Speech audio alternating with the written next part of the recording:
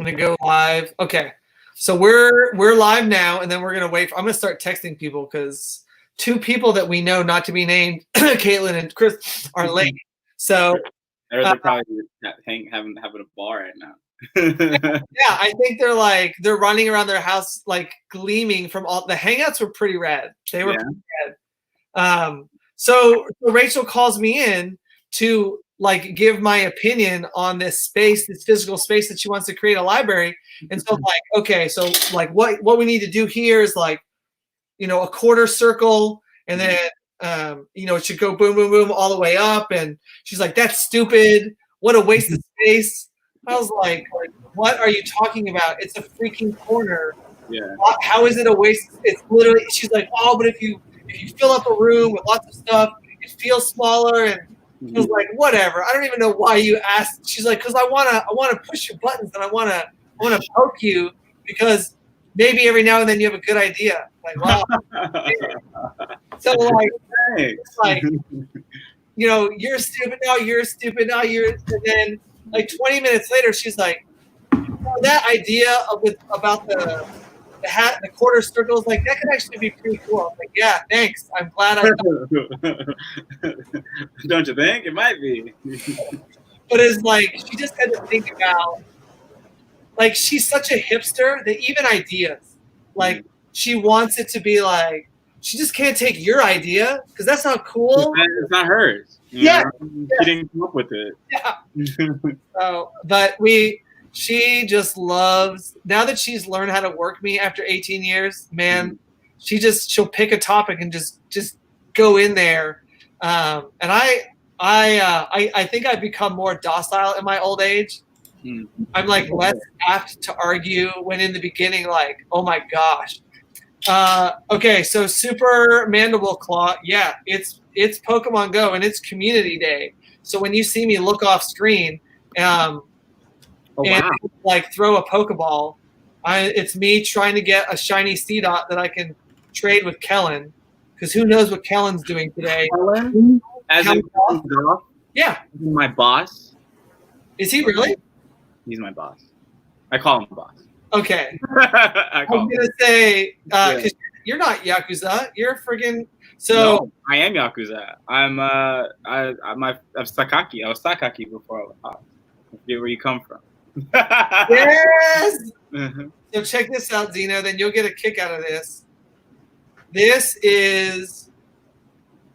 Hey, C-Dot. I saw him post that today. So I guess you guys just all have a bunch of C-Dot. I like C-Dot personally. Well, but I do with Nuzleaf. Nuzleaf is, I guess you get the Nuzleaf. That's what we're here for. Yes. What's his favorite Pokemon? And we were like at a convention waiting at the restaurant to be sat at our table. And I was like, all right, Katelyn, what do you got on your phone that you really need to transfer because it's trash, but you can't bring yourself to because you like it? Let's trade. And I ended up with a 3-star C-Dot, but it's like 92 CP. I was like, do you understand how much Stardust I'm going to have to waste on Kellen to get Kellen to be a decent Pokemon? Like, all right, I'm about to put Chris Wehkamp on blast and freaking call him on stream. Oh, snap. Somebody's late. He's just in character. You know what I mean? Might have done what I did and clicked the wrong link. I was like, ready for the VIP panel. And you're all like, wait. I won't. If I was going, oh, dude. Yes.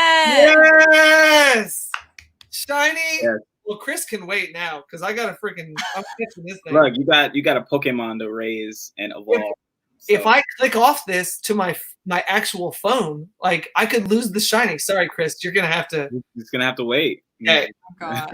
What's more important? Okay, being a Pokemon master or ColorworldLIVE? Or Chris. You know what would be great is if when I called him, he's like, "Oh, sorry, I was late because I caught a shiny." That would be acceptable. Like I was on. That would be totally acceptable. I mean, I was in my area and I had to get it. Yeah. I was like, "Who am I calling?" W. Because there's so many Chris's in my phone. Like I should just type his last name. I'm not gonna find him if he's gonna be alphabetically like at the bottom. Right. Oh man. Hey. Hey, how's it going, guys? I was literally dialing your number, and I saw your face pop up. I was like, all right, I won't put him on blast on stream. Yeah, I was sitting on the other link. Yeah. I figured it out. Same. He's the only one. It makes sense. The people are only for him because he's VIP. You know what I'm saying? Oh, yeah. He's like, oh, that was me. I thought the stream. Oh, wait. I have to go on the other one. Yes, you know me so well, Zeno. That's exactly what I was thinking. From the 2 times I've seen you, of course. Yes. Guys, how's it been going for you? Good. Yeah, I'm having a great time. I only cried once today. I was gonna say the last person that I just had, I had to step away and go talk to my wife because I kind of wrecked me in my heart hole a little bit. Yeah, I was not expecting that. Y'all got us like in our feels. For real. I got off of a hangout earlier and I was like, Yeah. Damn. In a good way. I'm happy now though. I had to go. I went and talked to my wife about it. She's like, "You're fine." I'm like, "Okay, yes, I am fine. We're good." I freaking love it. Guys. Honestly, this is what has, because it was insane. Like to do this, at some point we should have like another camera that just like records like there should be a live stream of what it looks like over here with like computers everywhere and like, hey, how's it going? Hey, how's it going? Hey. Yeah. But guys, when I start seeing the smiles and I've checked, there's tweets going out, people are blasting their screenshots there. Everyone is super like, what a rewarding thing to do, to be honest. That's so cool. So are we live right now? Do we have? Oh, we're live. Yeah, you joined. Okay, awesome. Hi, everybody. Yeah, we got you. Sorry, I was kind of late, but thank you guys for coming. Well, it sounds like it was for a good reason. It was a good reason.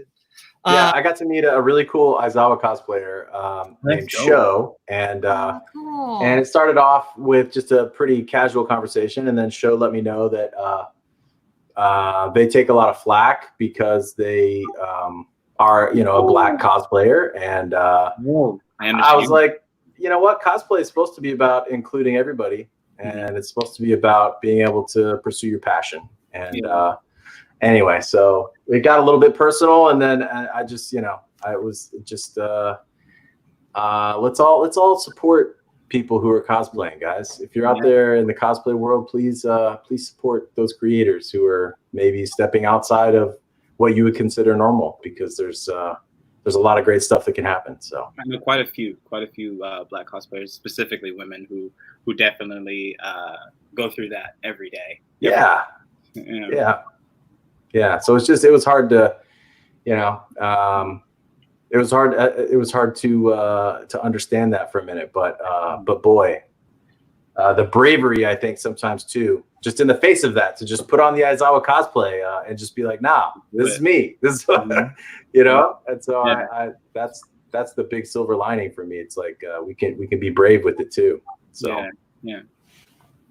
While you guys are talking, I'm pulling up, man, it's been so many years since I've seen. Is anyone familiar with Punished Props or Bill Duran? No. The name doesn't ring a bell. Okay. When we very first got into this community, the first kind of like people we hooked up with or got involved with or really started to like poke around and get to know and get to understand was the cosplay community. Our booth it's a big and it's a tower and it's shiny, and people will see it on one side of the show floor and be like, who the heck is that giant tower of metal? And so they'll come over and say hi and get to know us. And doing shows for the first time, for the first couple years, it was like, it's just spectacular to get to see what people created from their bare hands. Yeah. That is really cool. Yeah, it's the most fun aspect is just meeting people and getting to see these artists. There's so many incredible artists that go to these shows and make it happen. And it's like, I feel like a lot of times I'm there for them to see them. So it's a great aspect I really miss right now. I can't wait for us to get back to the live stuff. Although, like, for my first virtual con today, this has been great, dude. Like, I feel like I've really been able to connect with people. I hope the fans that are on here right now feel the same way. Because it's been. So how can they interact with us here? Are they on the chat? Is that the way they can talk to us? Or? Okay, so yeah, they talk to us in the chat. The free panel, I don't really spend a ton of time going over there and looking at chat. Okay. It's kind of like my. So anybody that buys any item, whether it's an autograph, a hangout, a shirt, a bookmark, like literally no matter what it is, you qualify for the VIP. And in the VIP, nice. I shut up, and then the fans are the ones that get to ask the questions in the VIP. So this is my opportunity to I know you guys. Zeno is the only one that I really have no previous experience with. And I was grateful that Katelyn was nice enough to entrust us with her personal brand. And so we got to know each other on the stream yesterday. Nice. So this is where I guess my agenda is set. Yeah. Nice. Okay. Cool. Here we go. So we're going to start out, since we started with cosplay, I'm going to show you guys, this is what I was looking at behind the monitor. There is pick a Chrome tab. Okay. So as we got into the cosplay community, like all you guys all have headphones, and I just feel like I'm missing out. Because here I could fake it, Zeno. I was like, should I do it? Everybody's got them. I feel there it is. That just means you're the unique one. We're a bunch of followers. There we go. I have my fancy video game. I have those headphones. Well, I used to have those. I know what they're like. So when we got into this community, Rachel's first book, her character Wendy very much has like a rogue moment where she learns about her powers, and people pay the price of when she learns like what she can do and what the she doesn't really understand it. She just knows people got hurt. And so where I'm like, man, what are the rules of cosplay? Like, can anybody do it, or does the convention only let certain people dress up? Like, are you allowed to? Like, if somebody dresses up and they do something wrong, will the cosplayers be like, you suck at this? Like, I don't even know what the rules are of cosplay. Right. And so in doing my research, can you guys see the title of the video? Yeah. Okay. Anybody can and should cosplay any character for any reason. And Bill Duran, who became my cosplay role model, did this video, man, I think it's 5 years. Oh, guys, June 29th, 2013. Oh, so wow. What was taking me a while is I had to scroll through his YouTube channel. He's produced quite a bit of content since 2013. Yeah, probably so. And I will share this on some social. I'll try to get on every social media. But basically, Bill Duran just sat down there, right there in front of the camera, and was like, guys, if you are telling anybody any reason that they shouldn't cosplay a character, quit it. Quit it now. There's no good reason to tell somebody that they can't or shouldn't, or they don't look like that character, or it's not their body type, or you know what I mean? Like, it doesn't matter what your reason is. If this character speaks to you, then you do you. You go be you, whether it's black, white, brown, yellow, red, whatever color you are, whatever gender bent. Right. Do you guys enjoy the gender bent stuff? I love that stuff. Oh man, yes. I think it's so cool. Yeah. I once saw a whole group of people who did X-Men, and they gender bent, like they went hardcore, like women who did Iceman, Ice, he doesn't wear a whole lot, and then dudes that did Emma Frost. Yeah. Right? So like they didn't take safe X-Men to gender bend. Sure. What's the most female X-Men? Okay, you two dudes do them. What's the most dude? Yeah. So Bill became an inspiration for me, Jackie Kraft, Kate Sarkisian, and I ended up getting to meet. You end up getting to meet all these people through being part of the convention world, and Bill's just as awesome in person as he was on. So I didn't plan to start there, but I'm gonna start there because I was watching, or there was like a little Facebook post I saw about like somebody did a TED Talk on cosplay, and he talked about his experience. Like it was his first time cosplaying, and he made a no face outfit from Spirited Away, and he went to a convention, and all the people at the convention were like, like they were treating him like no face, like they would like tap him and he would give him a coin and he would give the coin back. And he was talking about how he realized like, oh, like this, when I cosplay, when I do this, and when I come into this community, it isn't about me getting into a costume like this. People who were pretending to give No Face back the coins because they knew the lore of the story that like, that it was bad to take money from No Face. And he had realized that this is kind of like their community, like people's community. Like they understand the lore of this, and this is their opportunity to kind of live in that lore. And it was pretty much this very heartwarming, examination on the culture of cosplay and why it's important, and like why it's more than just like dressing up as like your favorite character or something. It was really, really nice. That's a great point. Yeah, I think for people who kind of come to cosplay early on, it can seem like it's just about, having fun and having a party. And certainly that is a part of it. I think a lot of people do it because it's fun. Yeah. But there's also that aspect of like feeling like you can belong. There's like I love the fact that going to conventions feels like a place, one of the last safe places for the dorks like that I was when I was a kid. It's just you can kind of be whatever you want there. And I think that's what it should be anyway. And in its best incarnation, I think that's what it is. Yep. Yeah, it's I always tell people who don't understand the convention environment, who are like, what is it like? Why do you go? Is that people bring the best version of themselves to a convention. And when I mean best, I don't mean the most put together, the most fake, the most makeup. Like they bring the realest, truest sense, the most honest version of themselves. And I feel like everybody kind of lets their guard down a little bit. And that is what creates such a special environment at conventions. That's so true. Yeah.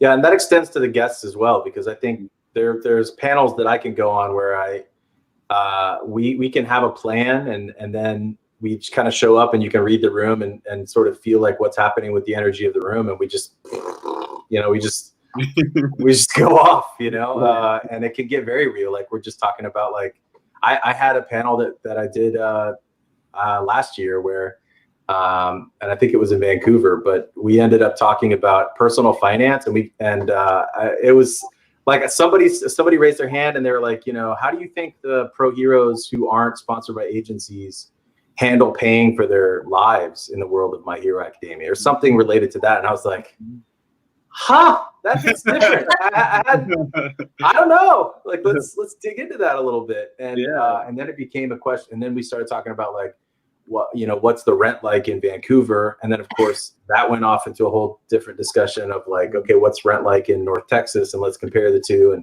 how do you live as an actor? And where does the money come from? And why do we have to have money to pursue our passions in the first place? Wouldn't it be better if we could just sort of do the things that we love and not have to turn it into a money-making endeavor? And like, none of that was in the title of the panel. It was, there's something special that can happen, I think, sometimes. Well, so this will be a shameless plug for what Chris and I have coming up. We have a project that we call MRPS. It's Money, Religion, Politics, and Sex. And we're going to reach out to folks in the acting community and have guests on, and we're going to have them spin a wheel. There'll be 4 choices: money, religion, politics, and sex. If it lands on a topic that they are otherwise uncomfortable with, they'll be forced to answer one question in that genre. So like, let's say it lands on sex. We're gonna throw you a question that you have to answer on sex, and then you can spin the wheel again and maybe hopefully land on politics, money. It's like, how do you? Yeah, maybe you could land on religion. Right. But the idea is that there's so much more to all of us than the brands that we create, the fandoms that we come to celebrate. That what is really bringing us together in those animes is the story that's being told. Mm-hmm. And the reason that I can't let Fairy Tail go is because I see myself in Gajeel. Mm-hmm. And is that so true? Oh yeah. Okay. Oh yeah. I'm a giant dickhead. Like, okay. I'm remotely nice. Like, there's almost no nice bone in my body. I disagree, but okay. 100%. But I'm pretty sure Gajeel thinks that there's no nice bone in his body either. So but, that's true. But here's the thing that gets me with Gajeel. He will be there. If you're in trouble, his ass don't show up. And that's the thing I'm committed to doing. Yeah. I'm not committed to finding the right words every single time. I'm not committed to slowing down all the time to make sure that you know that I care. What I'm interested in is if you need me, then I'm gonna show up. And for the first time in anime, I saw a character that saved the day, not with a smile on his face. And sometimes it's annoying to save the day. And sometimes you know that the person you're saving is in the spot because they did it. It's their choice. That endangered them. But you're still gonna do the right thing. I'm still, if one of my people on my team, Color World, calls me and says, I got the van locked in a parking deck, it's 2 a.m. What do? I'm gonna put their Uber on my card. I'm gonna make sure my people get home safe. You know what I mean? Like, and I'll figure out the van, and I'll do that stuff. I might be like, the next time I see you, be like, what the heck did you? You know? But I will be there. To me, that's what's powerful about anime is there's so many stories being told simultaneously that David Wald can go out and he can say, tell me the stories that look like me. Who's gay? Who's LGBT? Who doesn't look like, you know what I mean? Like, and Zeno, do you know the guys at Caesar Noir? Yeah, I love them. I work with them all the time. So yes, if you want to do something with them, I found them at Licensing Expo, and they requested a meeting with me, and I was honored that they would reach out, and it wasn't a traditional meeting because we're not in a place where we can really take financial chances on really smaller brands. Like, I need My Hero Academia. I need it to keep the lights on. I need it to pay the bill, right? I needed to feed my 5 kids. But then I turned around and said, if you guys need me, I want to help POC in anime. I want to help people that don't look like me tell their story. And so we've done so many cool metal bookmarks for those guys. Oh yeah, I might have one. I might have one. I might have one. I don't know what it is, but I might have one because I work with them. I did work on their first pilot for Exogenesis when they were doing that.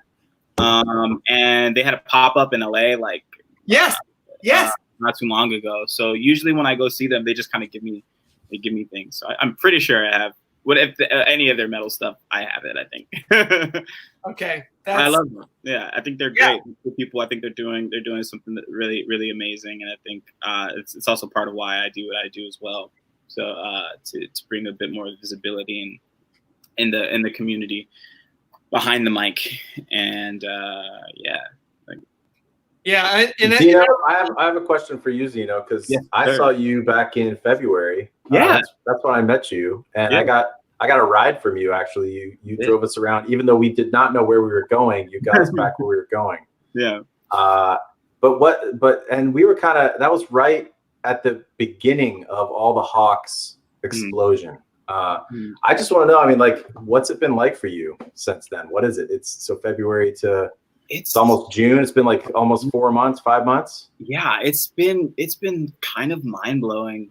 Like everybody has been so nice. Everybody has talked about how much they love Hawks and how much they want to see more of him, and how much they're excited about like seeing him again in the show, and Mm-hmm. they always tag me in like Hawk stuff, and like so many cosplayers and manga readers and people have reached out to me and told me they just liked the work based off of just the stuff in the movie. So it's been really, really, really cool, and it's been really, really dope interacting with people, and even like kind of like I was talking about earlier, like people who are reaching out and are reaching out being like, I very much appreciate you being kind of like a person of color actor and being able to play like a character kind of on this scale.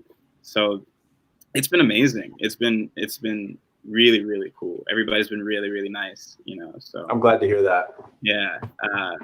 I just feel so loved, and That's awesome, man. Yeah, want to reciprocate. Katelyn, how has Tula Rue been for you? Oh my gosh, overwhelming. I was terrified to play Yami because I don't play a lot of like I don't play the small baby like ever. And Dave really, as the director, like I love that this is like a Dave appreciation panel. Like every panel I'm on will become that. It doesn't matter. Because I love it. But like that show had like a 12-year like legacy already. And so I was like, and that's like people love Yami. And I was like so scared. I was like, are you sure? Like, are you sure? He was like, no, because I need her to be a tiny girl that contains multitudes. That's like big on the inside, if that makes sense. And so I've been overwhelmed with like, I was ready for like haters. Same. And I was so ready. Like and Funimation did a thing where they dropped the voice first before the movie came out, and I was like, here we go. I'm ready. I'm ready for haters and racism, but like not a lot of that. I didn't see any of that. I'm glad. I'm really glad. May the algorithm push your haters to the very bottom. Yeah. Other people have been like, oh, people don't like it. And I was like, I didn't see any of that. But keep going. I've never seen it. So, yeah. I've seen very little. Like, that's basically it. Like stepping into a role that was already 12 years old that people already loved. I was like, oh, you sure? And he was like, nah, trust me. So, sometimes you have to with the director. You know better than I do. So I love it. I'm trying to get this our controversy up on screen. So this one said something about some controversy. He's not telling me what it is, you guys. It's coming. All right, here we go. We're gonna put it on screen, and then you guys are gonna jump right in the middle of this. Don't be afraid to choose sides, guys. Like, okay. Ooh, I'm scared. There's gonna be a winner and a loser on this, and I'm gonna just have to live with it. Is this like Nintendo versus Sega Genesis or what? No, I'd like to think our arguments are better than that. Like, that was just too easy. I would choose Nintendo, and then that's the end of the argument. You're like, see, look at that. You're like, that's not even a Genesis has like 2 hits: it's Sonic and something else. Yeah. Okay. So I made Alicia stand there in this position because I believe that when someone says "excuse me," they're just hiding the "can you please get the heck out of my way." Mm-hmm. Like they're not. It's not. They don't really want to. I don't know. I feel like "excuse me" is such a cop out. If somebody's in your way, they should get the heck out of the way. And if you go move into somebody's physical space, right, and you're not aware when they move, like in the bathroom, if husband and wife are in the bathroom and you go over to the sink to brush your teeth, then you should get the fetch out of the way so your spouse can go grab the toothbrush and the toothpaste, right? And then they should freaking step back so you can go spit. And to me, like, that's common courtesy. Like, having to say "excuse me" is like, hey, I know you're self-centered and you only care about you, but you're literally where I need to be. So I made the comment, you should always stand in the corner. In the corner, people can move about the room and you're not in their way and it's cool. And she's like, yeah, well, you stand right here in this spot that you see on the screen, and you're in everybody's way, Brad. So it's a little, you got a little something in your mouth, a beam in your eye when you're telling everybody to get out of the way. So I said, I'm standing in the corner. And she said, but it's in the doorway. And I said, great. If I hear somebody come in through one of the other doors, I have all these exits. I can make all these exits and get out of people's way. What I don't want is to be in the middle of the kitchen where people, like everybody has to go around me. So you guys tell me, am I in the wrong with choosing this corner to stand in? And is it considered a corner? She said it doesn't even count as a corner. So this place she's standing is considered the corner? I said this is the corner of the room. That's not a corner. Wow. She's Sorry. like in the doorway. So Zeno and Katelyn have thrown me to the wolves. Yeah, like, nah, The that's question not a is, corner. if you see her in the doorway, do you tell her, excuse me, or do you say move? That's what I thought. Were you just gonna like eat her out of the way? Right. Well, You have to say, excuse me, she's a baby. Like, if somebody heads to the bathroom, I have the kind see there to the left. To the left is the dining room, and I can literally just pivot and slide right. Or if I'm done with the conversation and this is a perfect time for me to exit, then I'll grab to my right and I'll grab the door and head back to the shop. See, this is the perfect position for me to make an exit. But I don't have to wade through all the people, the 5 people that are in the kitchen because our kids can't leave Rachel alone. Right. She's like a homing beacon. If she moves in the house, her posse follows her everywhere Right. she goes. It's like she's got a party. She's got a whole party where she's Yeah. going. So it's like a party. Yeah, my quick anecdote that ties into this, I think, is like I love the West Coast. I'm more of a West Coast kind of guy. really. Yeah. I've been to New York, and I for various reasons and multiple times. And I don't know if it's just growing up in the South, or what, but I was always struck by how uncommunicative people are there. Now I know that if you grow up there, you're used to it, and nobody really holds the door. And if somebody does, they don't really say anything, and eye contact. And, I don't know. I'm just in the South. It's like that whole thing of like, I'm always fighting. Like if I'm driving down the road, where are my hands? If I'm driving down the road, I'm always fighting that urge to every car I pass, like every car, every car. It's like, so for me, saying excuse me, like sometimes I think the only reason that modern civilization exists is because of these little seemingly trivial, polite niceties. That without them, I think we would devolve into a stew of chaos and destruction, possibly.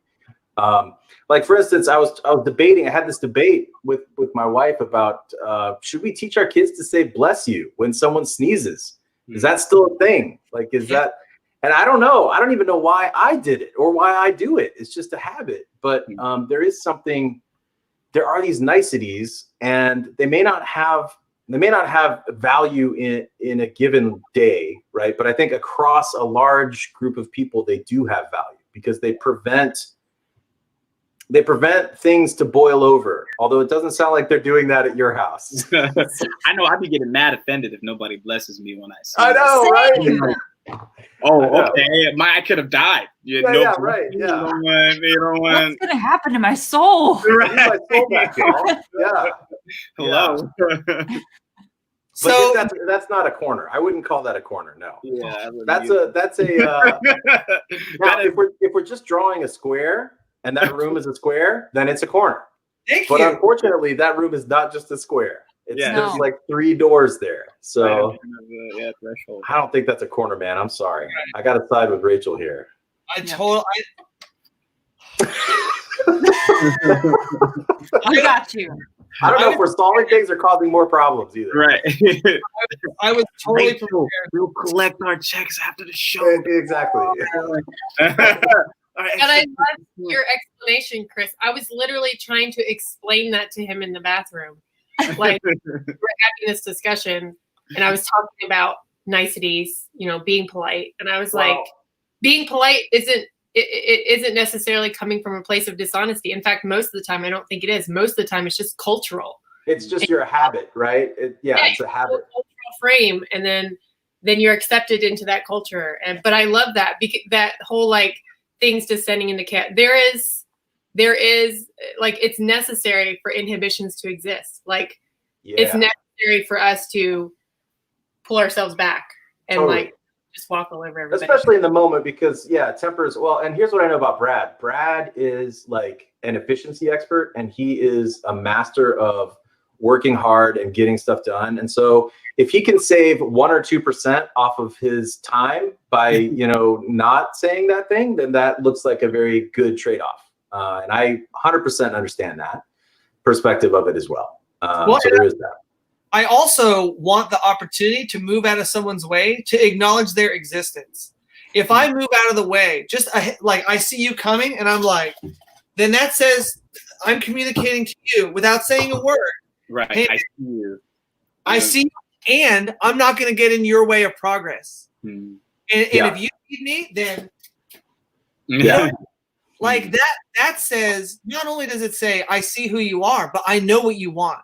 You know what I mean? I'm reading the room, and I know that you would like to do this thing, even if it's just as simple as entering or exiting. And to me, I want to show more. To me, excuse me is like, I'm really hiding the fact that I wish you cared enough about my existence that you would move out of the way. Yeah.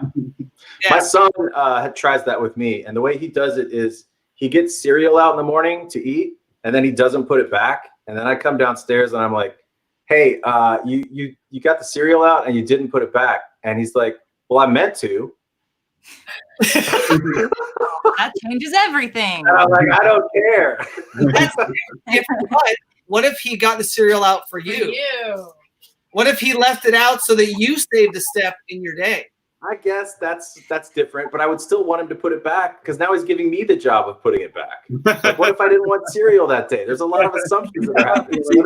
I would really like to communicate. Like I'm a bad communicator a lot of the time. Like I'll just assume things. Like I just assume things about people. Like, and so I need to be better at communicating a lot of the time. Like I need to be a lot better at just like being like, okay, do you mean this thing? Because I think you mean this thing, and then it turns out they don't at all. So that's me though. You would like be surprised like how often people aren't good at communicating even when they think they are. Like how often people are afraid of just being like very honest about how they were thinking, or like I think people are afraid of being mistaken, so they like they assume instead, like, oh, I know this person, I know what they want, and instead of being like, is that what am I wrong?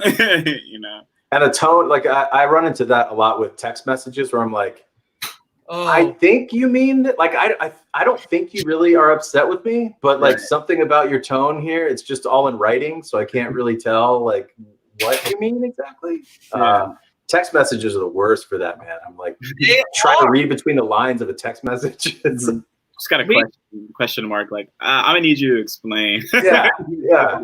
Can you at least send an emoji so that I know? Like, can you give me a frowny face or something? Yeah. I think that's still like those are still those niceties, right? Like I'll put an LOL to let the other person know I'm not scared.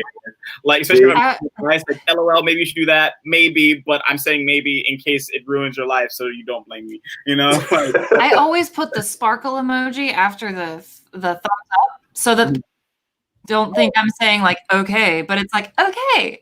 Right. Because there's a difference. Yeah, absolutely. Yeah. Because now I'm going back to Caitlin. Look at Caitlin's text message, and I'm like, I literally sent you that earlier. Thumbs up, sparkle. Yeah. So is that good or bad? Does the sparkle make it facetious, or is it? No, that makes it more like nice. Yeah. Like okay, instead of like okay. It's not ironic. Yeah.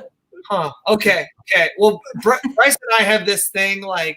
We joke with each other now. We'll say like, can you jump on a quick call?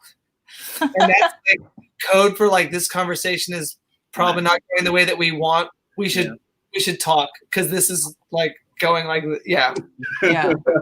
I'll call to get his advice on something. He's like, you should text them, see if they can jump on a quick call. So that's like our new shorthand for like that didn't go well. You should want to jump on a quick call. Mm-hmm. I would be perfectly happy if we never had text message. Like somebody told me that they do. It was Caitlin. Caitlin Glass has. Is it Marco Polo? Yeah, Marco Polo. Yeah. That does text like little short video. Yeah. Yeah. And it's like, it gives you the same kind of like answer when you're available, but also because they can see and hear you, you don't sound like a dick every time. You get the context. Yeah. The context really matters. Yeah. You can send voice recordings now to people. Like, message. You could just record yourself talking to them and send that instead. I feel like a crazy person though, because I end up being around people like this is the trouble I run into with TikTok. And I don't know if you guys are on TikTok. I just started TikTok like 2.5 weeks ago. Nice. And I feel like a crazy person because I'm either trying to parse what's happening in a TikTok without listening to the sound because I don't want to bother the people around me, or I'm listening to it on such a loud volume. And the people around me right now, it's just my family, my kids or whatever. So, but I'm like, they're trying to do something else. And like, here I am trying to record an audio like, hey man, that sounds good. But let's find a way to do it next week. And like, I just like, now I got to deal with the overhead of feeling like that guy that's being all loud around people. Like, when are we going to get telepathy, guys? Like, can we make that happen? Please. Rachel's the one that's writing a story about like what the world looks like in the near future. So everybody has telepathy. Please, that'd be great. With their mouths anymore. But you can turn it off at will. I wonder what would happen. Yeah, that would be a major requirement. Right. Like, not 24/7 access. Yeah, that would be bad. I feel like though that's what it's not quite telepathy, but Rachel and I, one of our favorite stories ever was this Rhode Island Comic-Con. We didn't speak for 3 hours when we were working at the booth. It was so crazy and so insane. And the fans were, I don't know if, Chris, have you ever been there when it's like our booth is like 30 deep? Sure. If you don't help someone in a reasonable amount of time, they're just going to walk away. Mm-hmm. And so it was just such a match. We were like literally like dancing around each other and like moving out of each other's way. And is like, by the time it was over, I was like, I'm so in love with my wife now. And we didn't say a single word to each other for 3 hours. It was just, there was so much movement and our movement formed a dance that if you were just stepped away from the fact that it took X number of minutes for you to get what you wanted from us, and you just like sat and just watched me and Rachel work, it was like, oh. So Rachel, every time he doesn't say excuse me, he's really saying I love you. There it is. Did she buy it? No, like I speak Brad, like I speak Bradish sort of thing, but other people don't. And so I find myself in the position of constantly explaining Bradish to other people. When in reality, he should just speak English. He should join the rest of us and be inefficient and speak English. Yes. All right, I'm gonna have to make some major changes after this panel. My life. Yeah, right. No more corners, telepathy. A lot of changes after this. I know. I'm old enough to remember a time when we had beepers. Like, yes. I think maybe cell phones was a mistake. Like, I think beepers was where we should have stopped, because with beepers, it's like, okay, I know somebody wants to talk to me, but it's still on my time. Like, it's still up to me to. And then you're not texting them. You don't have the text aspect to misunderstand things, or to write like, a 2-hour-long wall of text or whatever. And I don't know, something about beepers. Like, can we bring that back, guys? Please post in the comments if you'd like to. I grew up in the era where beepers were going out of style. So like all my older cousins like had beepers, and I thought they were super cool. And then nobody ever needed them again. So yeah, it sucks. Katelyn, what do you think? How do you use your phone? Do you use your phone as a phone, or you mostly use it for everything but a phone? I don't remember. I know what beepers are, but I don't remember them. I don't remember being around people with beepers. I like texts because I had the same conversation with my boyfriend the other day. He was like, to me, it's more efficient if you have something to say to somebody to just call them instead of make it a text conversation. And I was like, no, but it's more efficient to text because you have time to formulate what you're going to say on your own time. You don't have to answer right this second because they're not on the phone. on the phone with you. So it depends. Either one is more time saving than the other. Yeah, I've been having a lot of conversations with people about like how much I've been avoiding talking on the phone. I think there's just some weird social thing, some social construct of how because, you know, I don't know if it's just because I'm a millennial or whatever. Same. But, like, I'm just like, I don't want to talk on the phone. I don't either. If somebody's calling me, I'm like, why? I'm like, people like want to talk every day. Like, I look at it and I'll be like, is this something that they really need? Like, do I really want to like be on a conversation for an hour, 2 hours of my life right now? Because that's an hour, 2 hours of my life that I can't get back.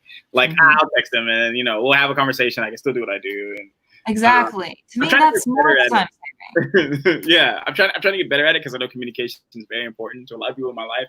But like, that's been my mood recently. Is like, I know that this conversation is going to go on for 4 hours, and I don't. And then maybe it's just because I'm bad at also like leaving conversations. Like, I'm bad at like. Yes. Oh God, ending conversations is so hard. Yeah.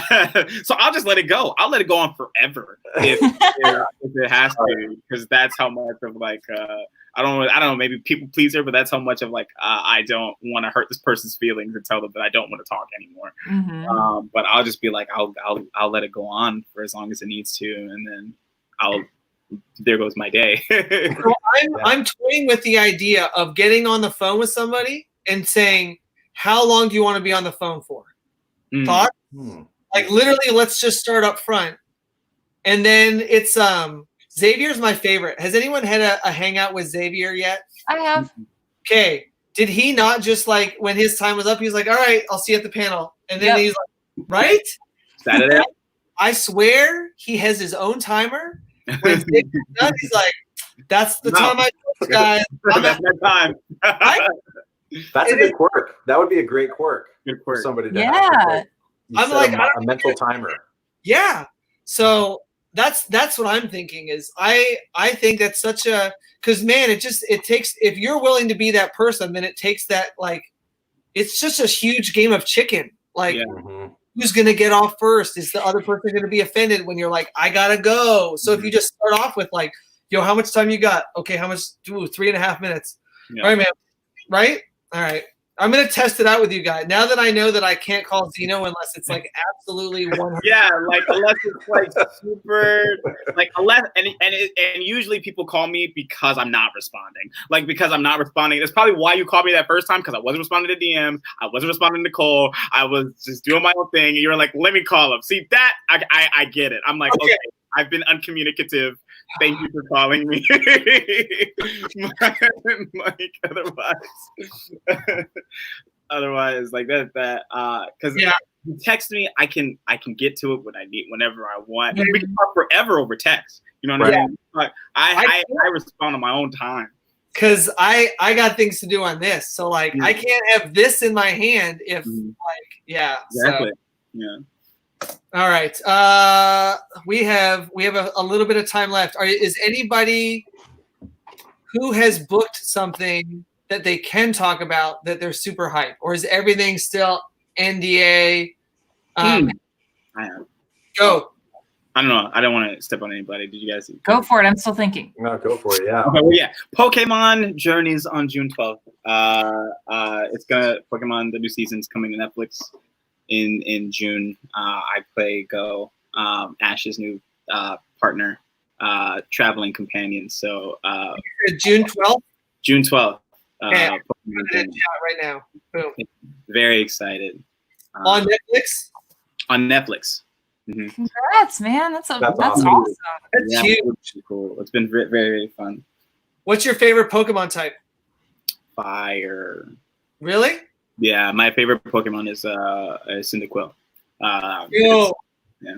Dude, Typhlosion. I bought a thing from like a market near me. Yeah. I'll go get it. I freaking love Typhlosion. My jam, man. All the ghost types are my favorite.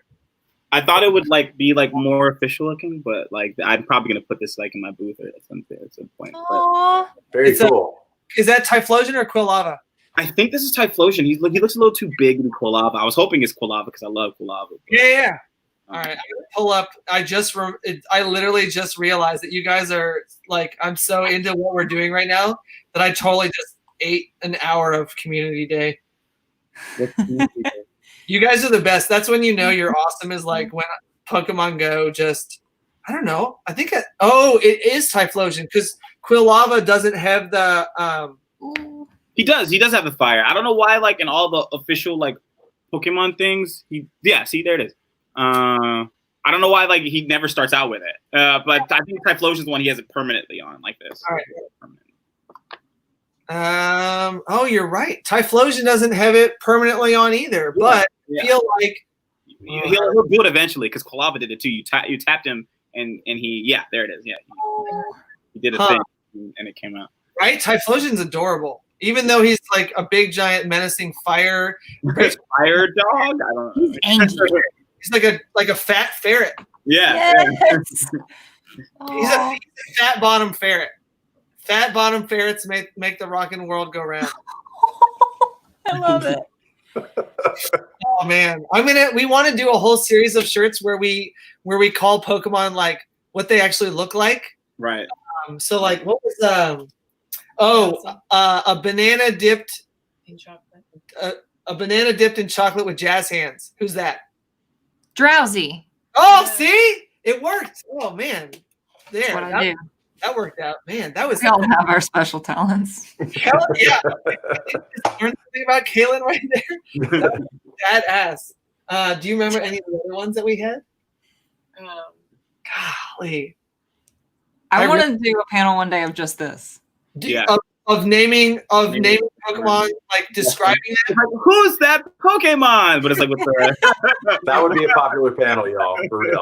No, it's Katelyn. We'll schedule it. We will literally schedule it, because look, we're only here for the fans. Like at the end of the day, you know what I mean. We want to make people happy, and I love Pokemon. We do. Man, do we have any of those shirts available? Do you guys play Magic the Gathering? Anybody? No, not I. No. Sorry. I need to. I'm trying to learn how to play right now. Yes. That's another. Okay. You said same, Zeno? Oh no, I haven't even touched this stuff. Okay, you're like no, don't get. I don't know anything about it. I just I know haven't touched this stuff. I don't touch the stuff. Not I. My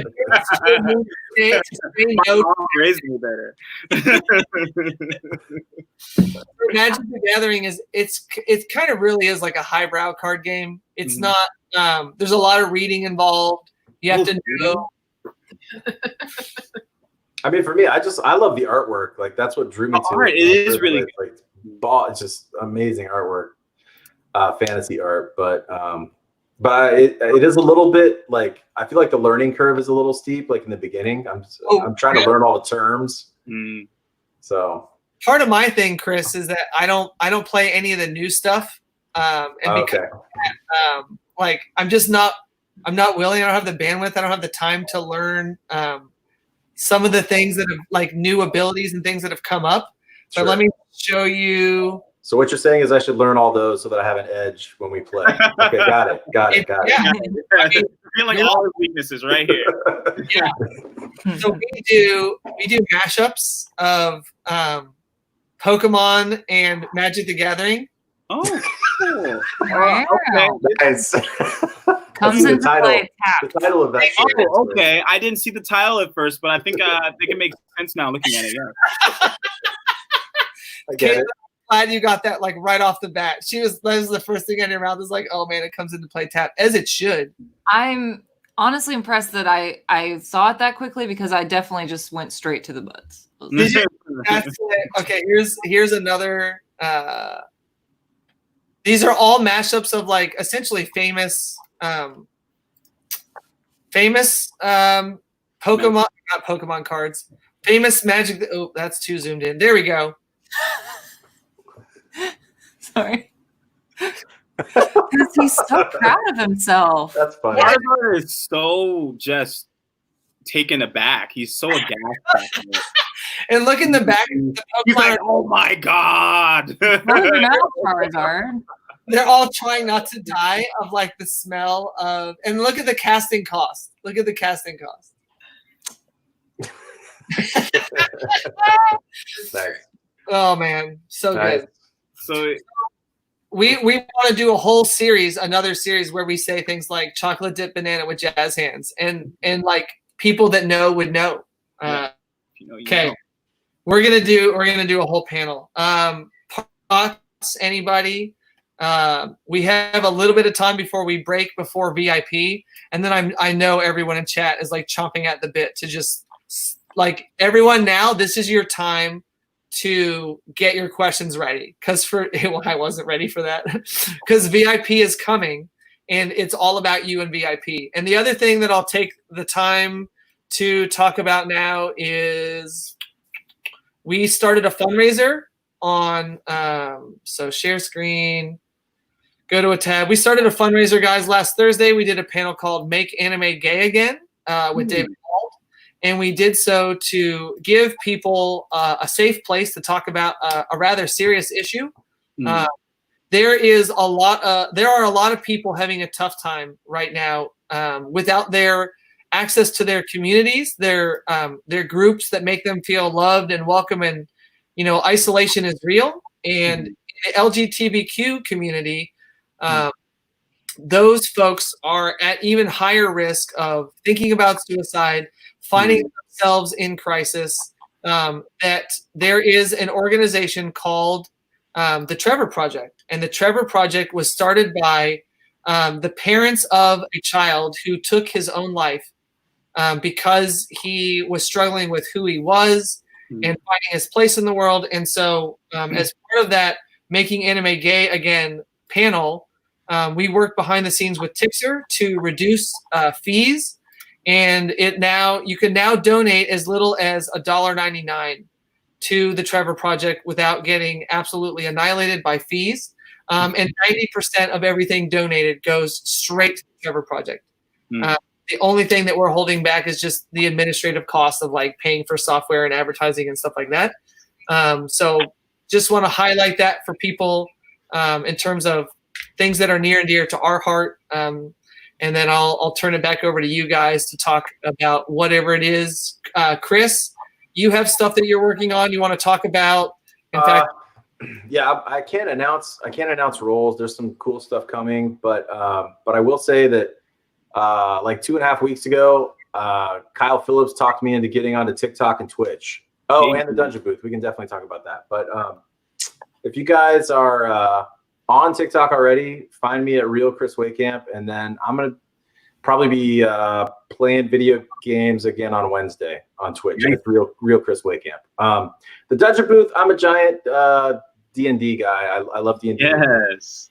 And so I play with voice actors. We've got Game 3 up on YouTube right now. And so go find the Dungeon Booth on YouTube. It's me, Monica Rial, Alejandro Saab, and Don Bennett, and we are playing through. Yeah, dude, it's fun. Sure, I'll check it out. I'd love to have both of you on sometime as well. Yeah, that sounds super fun. Yeah, so I think we're on episode 5 just dropped last week, so we'll have episode 6 on Wednesday, and it's a labor of love. I've been playing Dungeons and Dragons since I was a kid, and so voice actors, some of them have played before, some of them have not, and either way, we have a really good time. So go check it out. All right, Katelyn, where do you want me to go on the internet? This is your unashamed promotion of anything you want. I can't top either of those things. I have 2 really exciting roles that I can't talk about right now. I will say that I don't know if High Dive is still doing their promotion. They were doing a promotion for 30 days of free anime, free subscription. And I'm really into High Dive right now because they are releasing Bang Dream and To Love Ru dub episodes 1 a week, and I'm in both of those shows. So check out High Dive. If they're not doing the deal anymore, it's still super cheap. It's like $4.99 a month for like all the dubs, uncensored, fan service, etc. And then I have your Twitter up as well, at KB. That's me. For those that not found and followed Katelyn on Twitter, she is spectacular. You're a gamer girl, are you not? I mean, I play a lot of rhythm games. I don't know if I'd call myself a gamer girl because so is that like they just put out dubs? They're a streaming service for just dubs? Oh no, they have subs too. The subs I think you can watch without a subscription, and then the dubs and the uncensored, uncut stuff is you pay the monthly fee for. God. We subscribe to everything that our friends are in. So we have a Funimation subscription. We have a High Dive subscription. This Sweet. is High Dive. I'm going to put a link to this in chat as well. Chris, I dropped your YouTube channel in chat for folks to find. Thanks, man. Yeah, awesome. And then Zeno, what's up, bro? Well, Zeno, you think right now I'm going to start out by promoting you because I am really, really proud of the Dork collection and the. Oh yeah, you guys are super cool for that.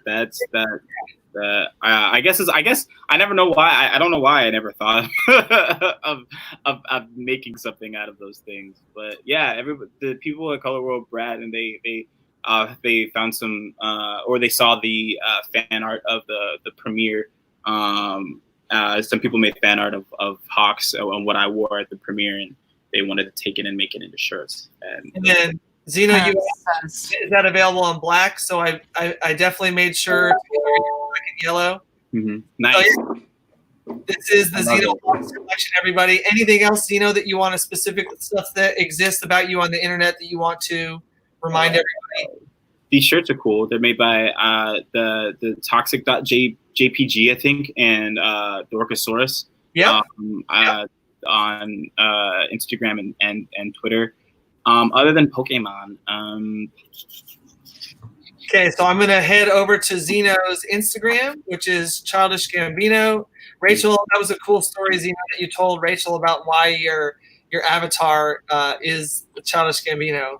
Oh yeah, because I thought it was really cool. And so there you go, everybody. There is go find this post. Give some love to the artist. Zeno went ahead and tagged everyone right there on Instagram so that everybody gets credit. We love giving people credit at Color World, so everybody go check out. I'm going to put a link to Zeno, and then tell us the story, Zeno. Take us out with how did your avatar get that picture? So Childish Gambino, like when he was releasing Because of the Internet, like back in like 2015, Pendleton Ward did some, who's the creator of Adventure Time, he did some promotional art for him. So like I get compared to Don Glover a lot. So I thought the art was really cool, and he like did like this like animated monster next to him. So that's why my Google picture is Childish Gambino. His art is so cool. I can't. This is what's like one of the most special things about this, about me playing this character, and about just is because the fans do things like that, right? Or they I don't know. It's so powerful for me. Like, yeah. So, you guys are so great. You know? Well, we've been working with artists for quite a while. It's how we started. We realized right off the bat that Comic-Con anime conventions were such a visual world. And Rachel's story it's prose. It's a bunch of words in a book with a beautiful color. But we found that people were like picking it up, looking for the pictures, and the next, they're like, oh, it's just a bunch of words, and then they put it back. They're like, but no, there's a story inside. Like, I promise, it's awesome, and you should keep reading. And so we're like, well, let's reach out and let's work with artists. And if we do that, then we can participate in this very visual world authentically. Yeah. And so we hired artists, and we started to get to work on doing illustrated editions of the Color World book series. And then Jeremy Lee tried to buy the book, and I hatched the crazy idea to have Jeremy play our main character in the book series. And the next thing I know, we're like having dinner with Todd Habercorn and Brittany Karbowski and David Wall. Yeah. Awesome. It all. Yeah, I'm like that too. Whenever I pick up a book and there's just words in it, I'm like, ew. Where's the pictures? Well, the audiobook series thankfully is out, and we are absolutely. It's one of Rachel's bandwidth, we have 5 kids in our family, and so there are an enormous amount of demands on Rachel in any given day. But one of the things that she's going to help me do, I don't know InDesign, and InDesign is kind of like the final step in the publishing process. It's where you like put front covers on and back covers on, and the interior of the Color World comic book is completely done for the first issue. So cool. But it requires doing things that I don't know how to do, and my bandwidth is stretched because we created like online conventions. Yeah. And so it's like, because we're at the forefront of this new thing that's happening, I'm not like, learning new skills is like, oh, that's so far down the to-do list. So yeah, it's like meeting calls. Oh my god, my bandwidth. Right? Yeah. It's too much. Turns out human beings have limits. So What? Go beyond. That's okay. Yes. I love it. That's a great way to end. So everyone, we're going to take a 30-minute break. Everybody's going to eat, go to the bathroom, get rested, do jumping jacks, whatever it is, so that we are ready to answer as many questions as we can in the VIP. I will furiously be checking notifications. If you guys can, try to stick to Facebook in the VIP only private group on Facebook. I will try to check Instagram and Twitter and email and all those things as well. But if you have any trouble getting into the VIP, please let us know, and we'll see you in like 25 minutes. All right. Thank you, guys. Bye. Peace.